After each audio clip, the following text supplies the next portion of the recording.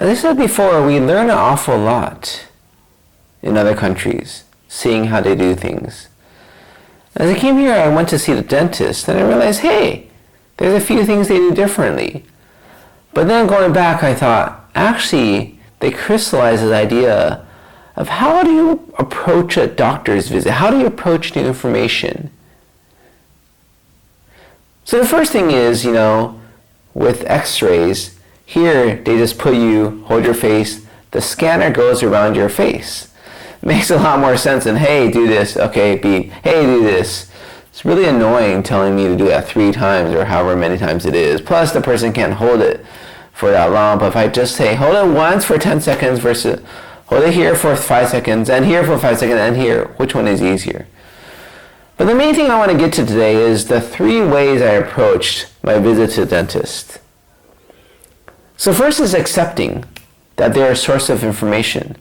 They may not be all right, but they're definitely a source of information. Second is acting on it. How do you actually do it? There's a gap here, and I'll tell you about that. And the last, I would say, is questioning, for lack of a better term. Is what they say completely correct? How do I do more research or investigation or figure out more about it? So the first thing is the dentist told me, hey, your teeth are fine. I went to see a dentist for a brace, like a mouth guard, I guess, for lack of a better term. My dentist had given it to me because sometimes I grind my teeth and it has pain. But I found that it really helped with my breathing. I was like, that's interesting. I also asked the dentist, can you do anything about the fact that I have this gap in my teeth? I have to clean it out all the time because food gets stuck in there. It's not just this gap, right? I have a big gap between 2 teeth in the back, but it's just in general. I think there should be something, if there isn't, called the mouth rinse test. After you eat, how much gunk comes out of your mouth? For me, an awful lot. And it's not that you get away with 1 rinse or 2. It probably takes me 5 if I just keep rinsing. And then if I floss, I'll have more gunk.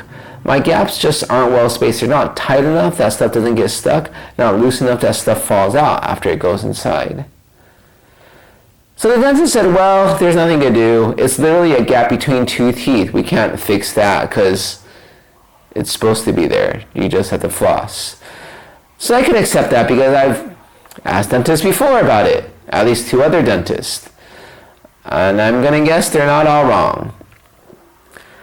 But then the next thing I was talking about is this mouth guard. So I said, well, it helps me sleep. But he asked, what is it really for? Is it for grinding your teeth? Because you should really get rid of the issues that cause you to grind your teeth. And I agreed with that to a certain extent, because there's something called bruxism, and people grind their teeth. And a lot of times you think it's due to stress, but for these people it's not. But for me, I said it was related to stress. Like now I'm in Vietnam. I'm not working. I don't have issues. Anyways, so he said that's not the true fix for it. But you do have this big gap in front that probably has some issues. And so, using this mouth guard to fix it, that's not the proper way to treat it. He's not going to recommend it. And what you should do is, instead of swallowing your saliva and sticking your tongue out through your teeth, you should stick it up. So instead of sticking my tongue through the gap, I should stick it up. I said, okay. He says, otherwise you're going to keep on making this gap worse. I said, okay. So accepting, the first part is actually accepting, believing them, and I believe what he says is correct.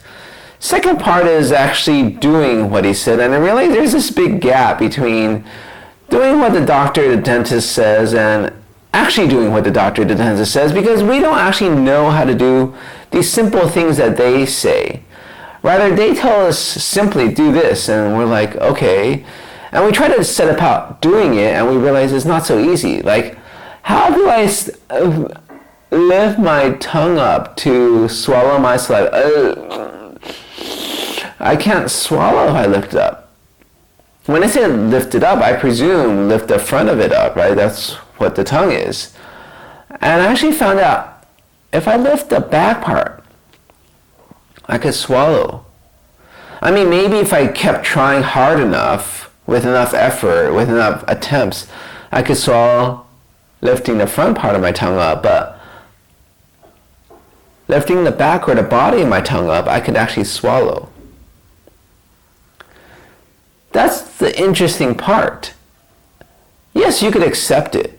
Yes, you could say, I will do what the doctor told me to. But the knowledge gap of how to actually do it is still there. I think that's one main flaw in modern medicine. I mean, maybe patients who are very motivated can figure out themselves, look it up on YouTube, etc. But how do you actually do these things? The doctor says, stand up straighter. Oh, okay. You know, I realize when I don't stand up straight, I don't even know what standing up straight is. Somebody else has to tell me, am I straight? Is my head straight? I just literally have no idea. And the last part, questioning. So I remember years ago when I was in the Maldives, I met a friend's friend who happened to be a dentist, and the first thing he said is, why haven't you fixed your teeth? Like, okay, is that a local way of greeting people here? No, it's just this guy. But the thing is, he said my teeth have issues. And I've had dentists tell me over the years that my teeth are the things causing me to have issues with my breathing, because often I breathe through my nose. It's harder for me to breathe through my mouth. And that's all attributed to the issue with my teeth, this gap.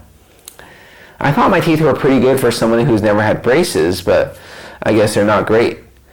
And so in talking to this dentist about the issue and trying to use a mouth guard to help me breathe better at night so I wouldn't open up my mouth and, have a sore throat in the morning because I breathe through my mouth, he said that the solution is to get braces, Invisalign, if you don't want to deal with the distraction of having these big metal things.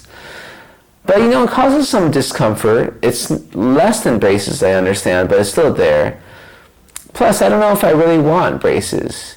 Is there an easy way to fix it just with mouth guard? And so we have something like,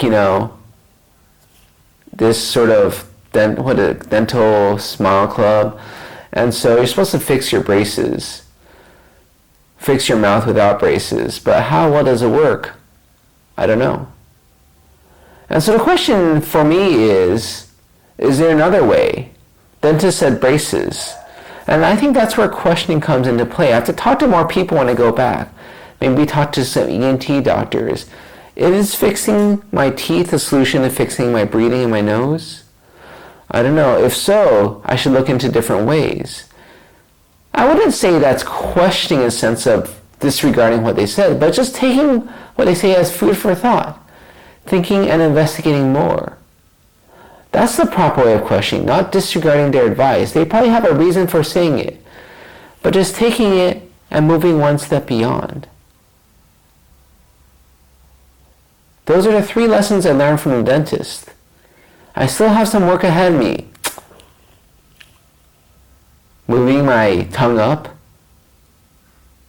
talking to more dentists and ENT surgeons when I get back to the US. And guess what else? Just continue to floss because I accept it. My teeth just are the way they are. I need to floss.